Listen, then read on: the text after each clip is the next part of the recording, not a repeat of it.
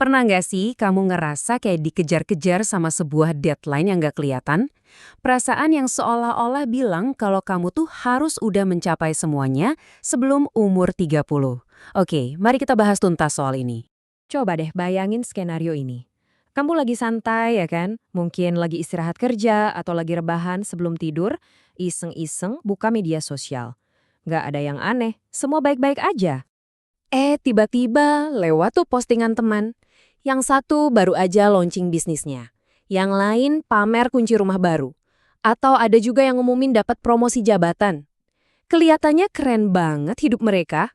Dan jelek, dalam sepersekian detik tanpa diundang, muncul satu pertanyaan di kepala. Lah, aku sekarang ada di mana ya dalam hidup? Rasa tenang yang tadi ada langsung lenyap entah kemana. Kalau kamu pernah ngerasain ini, please tahu, kamu tuh nggak sendirian sama sekali.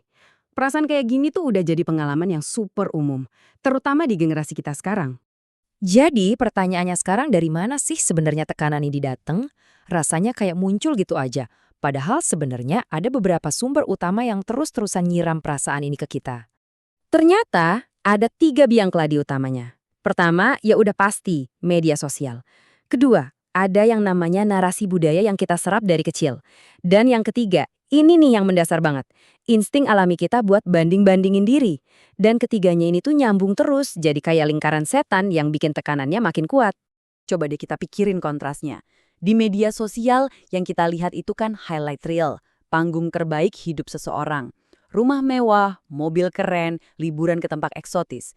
Tapi realitanya, kehidupan kita sehari-hari ya isinya ada bosennya, ada stresnya di kantor, bahkan kadang ngerasa sendirian. Ini tuh kayak kita bandingin behind the scenes hidup kita yang berantakan sama panggung megahnya orang lain. Jelas nggak adil kan?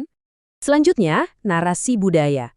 Kita tuh dari kecil sering dengar cerita-cerita kalau umur 30 itu semacam garis finish. Coba lihat daftarnya. Harus stabil finansial, karir harus jelas, punya rumah, nemu pasangan, tabungan harus banyak, semuanya sebelum angka 30. Ini kayak checklist nggak tertulis yang kita telan bulat-bulat. Dan yang terakhir, perbandingan sosial. Sejujurnya, banding-bandingin diri itu insting purba. Otak kita dari dulu emang dirancang buat mengukur diri sama orang sekitar biar bisa bertahan hidup. Nah, masalahnya di zaman sekarang, insting ini jadi diperkuat ribuan kali lipat. Kamu bukan lagi bandingin diri sama tetangga sebelah, tapi sama jutaan orang di seluruh dunia yang pamer kesuksesan secara online. Oke, kita udah tahu sumber tekanannya dari mana aja. Sekarang yuk kita bedah lebih dalam. Apa sih yang sebenarnya terjadi di dalam kepala kita dari sisi psikologis pas kita ngalamin ini semua? Nah, dalam dunia psikologi, fenomena ini ada namanya loh, teori perbandingan sosial. Intinya sih teori ini bilang kalau kita sebagai manusia itu nentuin harga diri kita, nilai sosial kita berdasarkan perbandingan kita sama orang lain. Ini tuh mekanisme bawaan, udah ada di pabriknya otak kita. Dan ini bagian paling krusialnya. Kita tuh punya kecenderungan alami buat ngebandingin diri ke atas ke orang-orang yang kita anggap lebih sukses. Jarang banget kita ngebandingin diri ke bawah atau ke samping. Coba lihat deh grafiknya. Porsi buat ngebandingin ke atas itu gede banget. Itu udah kayak settingan default otak kita. Masalahnya apa? Standar atas di dunia online itu kayak tangga yang nggak ada ujungnya, dan anak tangganya terus bergerak ke atas. Tiap kali kamu berhasil naik satu anak tangga, udah ada lagi anak tangga lain yang lebih tinggi. Ini benar-benar permainan yang mustahil buat dimenangkan. Dan dampaknya kalau dibiarin, ini benar-benar nyata loh. Kamu jadi susah nikmatin proses kamu sendiri, karena mata kamu sibuk ngeliatin jalur orang. Keputusan hidup jadi didasarin sama FOMO, alias takut ketinggalan, bukan apa yang benar-benar kamu mau. Dan yang paling bahaya, kamu bisa lupa sukses versi kamu tuh apa sih? Sampai akhirnya cuma ngerasa, aku kok nggak pernah cukup ya?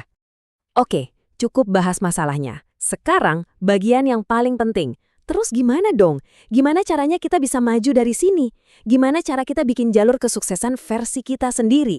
Pertama-tama, ayo kita hadapi si angka ini. 30. Sadari baik-baik kalau ini tuh cuma angka. Bukan deadline universal buat semua pencapaian hidup. Hidup itu bukan lomba lari yang garis finishnya sama buat semua orang. Pesannya di sini simpel banget tapi kuat. Kamu baru nemuin jalan hidupmu di umur 25? Itu valid. Atau kamu baru mulai ngejar mimpimu di umur 40? Itu juga sama validnya. Nggak ada satu timeline yang lebih benar dari yang lain. Nah, jadi langkah pertama yang paling fundamental adalah berhenti sejenak, ambil napas, dan coba definisikan ulang apa sih arti sukses buat kamu. Bukan buat orang tua, bukan buat teman-teman, apalagi standar di media sosial, tapi buat kamu pribadi. Sukses itu bisa macem-macem banget loh bentuknya. Mungkin buat kamu, sukses itu punya kebebasan waktu, bisa ngelakuin apa aja yang kamu suka. Atau mungkin bisa ngasih dampak positif buat orang lain. Bisa juga sesimpel jago di satu skill yang kamu cintai, punya hubungan yang dalam sama orang-orang terdekat, atau cuma ngerasa damai sama diri sendiri. Semuanya ini definisi sukses yang sah. Ada satu trik simple tapi ampuh banget buat ngubah mindset, yaitu dengan ganti cara kita ngomong ke diri sendiri. Coba deh, ganti kalimat, aku harus mencapai ini, jadi aku sedang dalam proses. Ingat ini ya, kamu tuh nggak ketinggalan. Kamu lagi dalam proses belajar. Kamu lagi dalam proses bertumbuh. Kamu lagi ada di jalur kamu sendiri. Mengulang kalimat ini aja bisa ngubah banyak hal. Dan yang terakhir, ini penting banget buat diingat. Ngerasain tekanan ini tuh bukan salah kamu. Serius, kamu tumbuh di dunia dan lingkungan yang emang dari dulu ngajarin hal ini ke kamu. Jadi coba deh lepaskan rasa bersalah itu. Jadi, aku mau tinggalin kamu dengan satu pertanyaan pamungkas. Kalau seandainya kamu bisa buang semua standar orang lain, lupain semua checklist yang ditanamkan budaya, pertanyaannya adalah, cerita kayak gimana yang sebenarnya pengen kamu tulis buat hidupmu sendiri?